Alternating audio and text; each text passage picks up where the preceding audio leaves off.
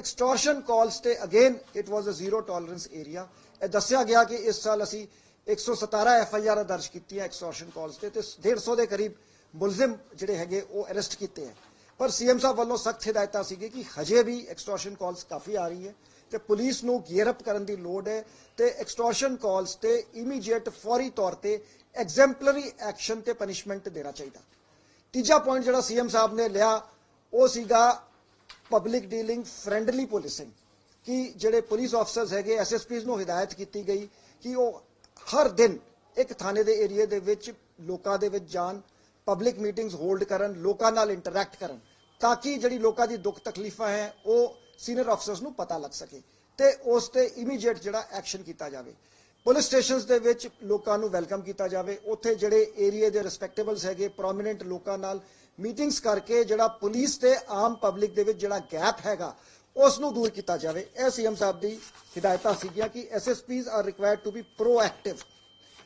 Gels ते काफ़ी विस्तारपूर्वक डिस्कशन हुई, जिहड़ी कमी पेशी सीगी उसनूं डिस्कस किया गया तो CM साहब ने 3 pronged एक्शन इस पर डायरैक्ट किया है। फर्स्ट ऑफ ऑल जिहड़े जेल दे विच इंफ्रास्ट्रक्चर प्रॉपर प्रोवाइड किए जाने चाहिए, जिहड़ी उन्हां दी मैन पावर है तो जिहड़े उन्हां नूं इक्विपमेंट्स ते टैक्नोलॉजिकल अपग्रेडेशन की लोड़ है, जिथे मोबाइल जैमिंग सोल्यूशंस कुछ जेलों दे विच इंस्टॉल हो रहे हैं उस बारे डिस्कशन हुई। सैकेंड होया कि जिहड़े भी मोबाइल डिटेक्शन होंदे हैं इन्हां दे FIRs नूं दर्ज होंदी है तो CM साहब दी हिदायतां सी कि इस दी बैकवर्ड लिंकेज पूरी वर्कआउट होनी चाहिए कि जिहड़ा जे मोबाइल थ्रो तो आया है या किसी होर तरीके नाल जेल के अंदर किवें पहुंचा, या जेल स्टाफ की कनाइवेंस तो आया है या वो थ्रो किया गया है या किसी की नैगलीजेंस नाल आया है, इस दी प्रॉपर इन्वेस्टिगेशन होनी चाहिए तो जिहड़े कल्परिट्स हैगे उन्हां दे खिलाफ कार्रवाई होनी चाहिए। एक CM साहब ने बड़ी स्पष्ट गल कही कि accountability of SHOs and sub divisional DSPs has to be fixed ते गवर्नमेंट वालों postings are being done on merit in a professional way, therefore the police force has been equipped।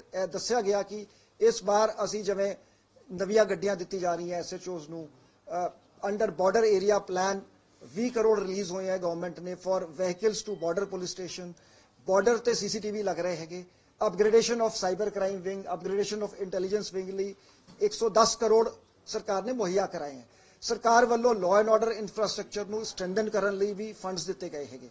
सो इस दे नाल नाल सरकार की एक्सपैक्टेशन हैगी कि police has to perform in a professional way तो CM साहब वालों टारगेट्स दसे गए जिवें मैं दस्या। नैक्सट सीगा प्रोकलेम्ड ऑफेंडर्स। पंजाब दे विच प्रोकलेम्ड ऑफेंडर्स की फिगर काफ़ी हाई है तो इसनूं डिस्कस किया गया कि किस तरीके नाल प्रोकलेम्ड ऑफेंडर्स का नंबर जिहड़ा घटाया जा सके। पॉक्सो केसेस का रिव्यू किया गया कि इस दे विच जिहड़ी कंप्लायंस रेट हैगी, मतलब rate of chargesheet submission and the rate of FIR registration वो इंप्रूव होनी चाहिए। जिहड़ी तफ्तीश का प्रोफेशनल जिहड़ा म्याद हैगा वो उसनूं उपर उठाया जाना चाहिए। तो CM साहब ने यह भी चिंता व्यक्त की कि जिहड़ी पेशियां हैगियां कोर्ट की पेशियां जिहदे विच मुलजिम नूं पेश किया जाता है, यह सिस्टम इंप्रूव करने की लोड़ है। तकरीबन इस वेले 70 तो 75% जिहड़ी पेशियां सारे पंजाब दे विच 40,000 के करीब पेशियां मंथली पैंदियां, जिहदे विच 30 तो 32,000 मुलजिम पेश होंदे हैं। तो CM साहब डिस्कस्ड एंड इशूड डायरैक्शंस कि इसनूं होर इंप्रूव किया जाए, किस तरीके नाल इसनूं किया जा सकता है। इलीगल माइनिंग ते बड़ी स्पष्ट डायरैक्शंस गवर्नमेंट की हैगी कि illegal mining is not to be tolerated and no police officer should be mixed in illegal mining. Strict action would be taken against concerned police officers. Traffic ते जिहड़ा साडा एनफोर्समेंट सीगा, जिहड़े ट्रैफिक चलान्स या traffic management to ensure smooth flow of traffic वो review किए गए तो यह भी दस्या गया कि SSF बनने तो बाद नैक्सट मंथ CM साहब वालों सड़क सुरक्षा फोर्स की लॉन्चिंग हो जाऊगी, जिहदे विच 116 टोयोटा हिलक्स गड्डियां ते 26 जिहड़े स्कॉर्पियो इंटरसेप्टर्स 144 गड्डियां जिहड़ियां वो पंजाब के हाईवेज से लॉन्च की जाएगी। तकरीबन 1500 मुलाजिम फस्ट फेज दे विच डिप्लॉय किए जाएंगे। राउंड द क्लॉक इन्हां दी डिप्लॉयमेंट होगी कि हाईवे ते हर 30 किलोमीटर ते गड्डी होगी। इस तो अलावा जिहड़े दूजे एरिए हैगे शहरां दे विच कस्बियां दे विच ट्रैफिक मैनेजमेंट ते डिस्कशन हुई तो इस ते जोर दिता गया कि इसनूं स्मूथ किया जाए, जिहड़े ब्लैक स्पॉट्स हैगे वो आइडेंटिफाई किए जान। लॉ एंड ऑर्डर ते डिस्कशन हुई कि जिहड़े एजीटेशनस हैगे उन्होंने प्रोफेशनल तरीके नाल मैनेज करना चाहिए सो दैट आम लोगों को इनफैक्ट रीसेंट जिहड़े एजीटेशनस होए सी उस बारे डिस्कशन हुई कि आम लोगों को तकलीफ नहीं होनी चाहिए। Agitations should be managed in a proper way. Overall CM साहब ने ਇਹ ਆਸ ਰੱਖੀ ਹੈ ਕਿ ਪੰਜਾਬ ਪੁਲਿਸ ਇੱਕ ਪ੍ਰੋਫੈਸ਼ਨਲ ਤੇ ਬਿਹਤਰੀਨ ਫੋਰਸ ਹੈ ਤੇ ਪੰਜਾਬ ਪੁਲਿਸ ਇਹ ਸਾਰੇ ਜਿਹੜੇ ਟਾਰਗੇਟਸ ਹੈਗੇ ਸਾਰੇ ਇਸ ਨੂੰ ਇੱਕ ਪ੍ਰੋਫੈਸ਼ਨਲ ਤਰੀਕੇ ਨਾਲ ਫੁਲਫਿਲ ਕਰੂਗੀ। Any questions? बॉर्डर से आ रही है, लगातार ड्रोन्स आ रहे हैं, उसको लेकर किस तरह से डिस्कशन की गई है और किस तरह से? देखिए, आप देखिए, ये तो प्रोएक्टिविटी का नतीजा है। इस साल 92 ड्रोन्स इंटरसेप्ट किए गए हैं। बीएसएफ की प्रेस कॉन्फ्रेंस हुई थी जिन्होंने बताया कि 70 ड्रोन्स तो बीएसएफ ने इस साल गिराए हैं। सो काफी ज्यादा इस पे प्रोएक्टिविटी हुई है और सीएम साहब की क्लियर डायरेक्शंस है, zero tolerance for drug trafficking and रोक ड्रोन्स। ਜਿਹੜਾ ਪਾਕਿਸਤਾਨ ਚ ਕਹਿੰਦੇ ਮਰ ਗਿਆ ਉਧਰ ਹੈਗਾ ਸੀ ਕਿੰਨੇ ਕੇਸਿਸ ਸੀ ਪੰਜਾਬ ਦੇ ਵਿੱਚ ਜਿਹੜੇ ਓਵਰਆਲ ਦੇ ਸੀਗੇ? ਇਹਦੇ ਕਾਫੀ ਕੇਸਿਸ ਸੀਗੇ, ਹਾਲੇ ਸਾਡੇ ਕੋਲ ऑथेंटिक कंफर्मेशन नहीं आई है। Otherwise he has been nominated and wanted in numerous cases, numerous. Sir, आपने इलीगल माइनिंग की बात की है कि strict action will be taken. Recently Ropar में केस हुआ था जहां पे ईडी अटैच्ड प्रॉपर्टीज पे भी इलीगल माइनिंग हो रही थी, उसमें कोई प्रोब करा रहे हैं आप sir? Yes, all cases of illegal mining, police connivance would not be tolerated. These are clear directions of the government.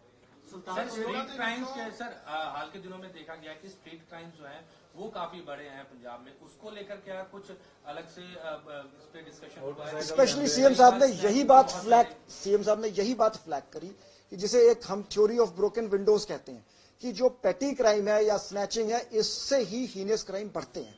तो इस बात पे जोर दिया गया और सीएम साहब ने स्पष्ट शब्दों में कहा कि कोई क्राइम करने वाला उसे इतना खौफ हो कि वो एक चौक पे क्राइम करे तो दूसरे चौक तक ना पहुंच सके, वो सेफ। सुल्तानपुर लोधी ਦੇ ਵਿੱਚ ਜੋ ਗੁਰਦੁਆਰੇ ਦੇ ਅੰਦਰ ਪੁਲਿਸ ਦੀ ਮਾਮਲਾ ਸਾਹਮਣੇ ਆਇਆ ਕਿ ਪੱਤਰਕਾਰਾਂ ਨਾਲ ਪੁਲਿਸ ਨੇ ਮਿਸਬਿਹੇਵ ਕੀਤਾ, ਕੁੱਟਮਾਰ ਵੀ ਕੀਤੀ, ਸੀਰੀਅਸ ਇੰਜਰੀ। ਦੇਖੋ, ਇਹ ਤੇ ਪਾਲਿਸੀ ਲੈਵਲ ਦੇ ਡਿਸਕਸ਼ਨਸ ਹੈਗੇ। ਸੁਲਤਾਨਪੁਰ ਲੋਧੀ ਦੇ ਵਿੱਚ ਪੁਲਿਸ ਤੇ ਫਾਇਰਿੰਗ ਹੋਈ ਸੀ। ਆਲ ਮੈਂ ਇਸ ਦੇ ਵਿੱਚ ਕਿਸੇ ਡਿਬੇਟ 'ਚ ਐਂਟਰ ਨਹੀਂ ਹੋਣਾ ਚਾਹੁੰਦਾ। ਸੋ ਸਟੇਟ ਲੈਵਲ, ਪਾਲਿਸੀ ਲੈਵਲ, ਅੱਜ ਸੀਐਮ ਸਾਹਿਬ ਦੀ ਮੀਟਿੰਗ ਹੋਈ ਸੀ, ਉਹਨਾਂ ਨੇ ਪੁਲਿਸ ਨੂੰ ਪ੍ਰੋਫੈਸ਼ਨਲ ਤੌਰ ਤੇ ਮੁਸਤੈਦ ਰਹਿਣ ਦੇ ਡਾਇਰੈਕਸ਼ਨਸ ਦਿੱਤੇ हैं। ਸੀਐਮ ਸਾਹਿਬ ਨੇ ਕਿਹਾ ਜ਼ੀਰੋ ਟੋਲਰੈਂਸ ਹੈਗੀ ਡਰਗ ਟ੍ਰੈਫਿਕਿੰਗ ਲਈ, ਜ਼ੀਰੋ ਟੋਲਰੈਂਸ ਹੈ ਆਰਗੇਨਾਈਜ਼ਡ ਕ੍ਰਾਈਮ ਤੇ gangsters the.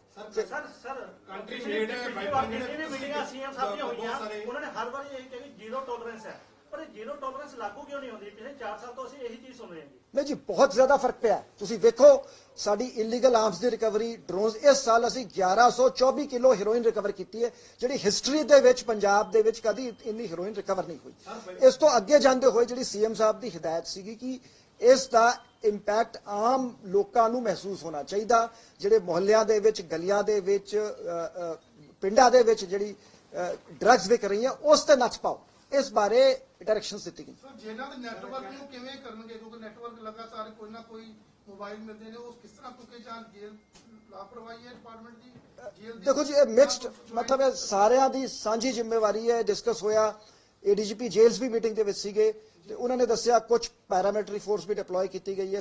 Government of India ਨਾਲ ਉਹਨਾਂ ਨੇ ਟੇਕ ਅਪ ਕੀਤਾ ਕਿ ਸਾਨੂੰ ਹੋਰ ਸੀਆਰਪੀ ਦੀ ਕੰਪਨੀਆਂ ਦਿੱਤੀ ਜਾਣ ਜਿਹੜੀਆਂ ਇਹਨਾਂ ਨੇ ਜੇਲ੍ਹ ਸਿਕਿਉਰਿਟੀ ਤੇ ਡਿਪਲੋਏ ਕਰਨੀ ਹੈ। ਸੈਕੰਡਲੀ, ਇੱਕ ਪ੍ਰਪੋਜ਼ਲ ਹੈਗਾ ਕਿ ਜੇਲ੍ਹ ਡਿਪਾਰਟਮੈਂਟ ਦੀ ਮੈਨ ਪਾਵਰ ਨੂੰ ਆਗੂਮੈਂਟ ਕੀਤਾ ਜਾਵੇ, ਇਹਨਾਂ ਦੀ ਪੋਸਟਾਂ ਜਿਹੜੀਆਂ ਖਾਲੀ ਹੈਗੀ ਉਹ ਭਰੀਆਂ ਜਾਣ।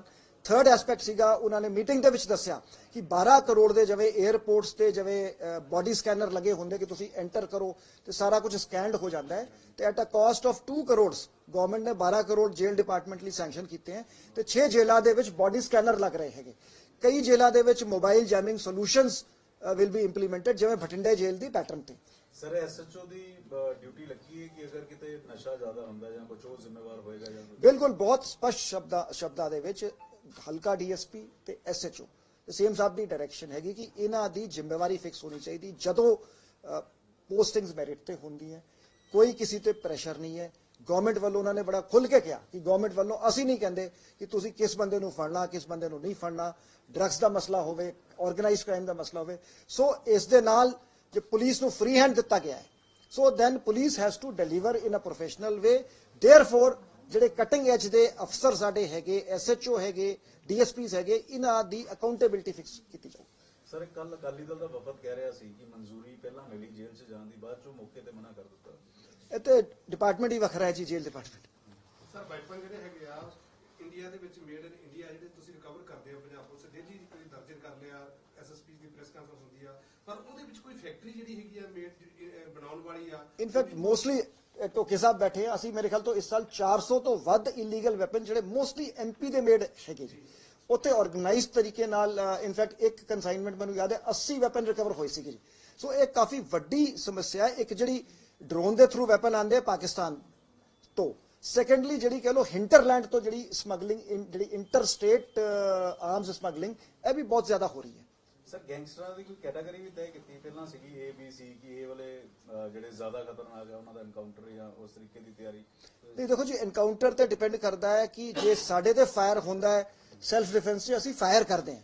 ਇਹ ਅਸੀਂ ਸਾਰਿਆਂ ਨੂੰ ਹਦਾਇਤ ਦਿੱਤੀ ਹੈ ਕਿ ਸਾਨੂੰ ਲਾਅ ਦੇ ਵਿੱਚ ਰਹਿ ਕੇ police has to follow the law, ਪਰ ਜੇ ਪੁਲਿਸ ਤੇ ਕੋਈ ਫਾਇਰ ਕਰੂਗਾ ਪੁਲਿਸ ਸੈਲਫ ਡਿਫੈਂਸ ਤੇ ਕਰੂਗੀ ਆਪਣੀ। ਸੋ ਕਾਲ ਲਗਾਤਾਰ ਆਉਂਦੀ ਹੈ, ਕੋਈ ਫਿਰੌਤੀਆਂ ਦੀ ਕਾਲ ਤੇ ਬਹੁਤ ਜ਼ਿਆਦਾ ਅਸੀਂ ਕੰਮ ਕੀਤਾ ਹੈ, ਪਰ ਇਹ ਜ਼ਰੂਰ ਹੈ ਕਿ ਕਾਲਾਂ ਆਉਂਦੀਆਂ ਹੈ, ਐਕਸ਼ਨ ਵੀ ਹੁੰਦਾ ਹੈ, ਤੇ ਸਾਡੇ ਵੱਲੋਂ ਹਦਾਇਤ ਹੈ ਕਿ ਐਗਜ਼ੈਂਪਲਰੀ ਐਕਸ਼ਨ ਲਓ ਤਾਂ ਕਿ ਸਬਕ ਮਿਲੇ ਜਿਹੜੇ ਇਸ ਤਰ੍ਹਾਂ ਦੀ ਕਾਲਾਂ ਕਰਦੇ ਆ ਜਾਂ ਪੈਸੇ ਲੈਂਦੇ ਆ।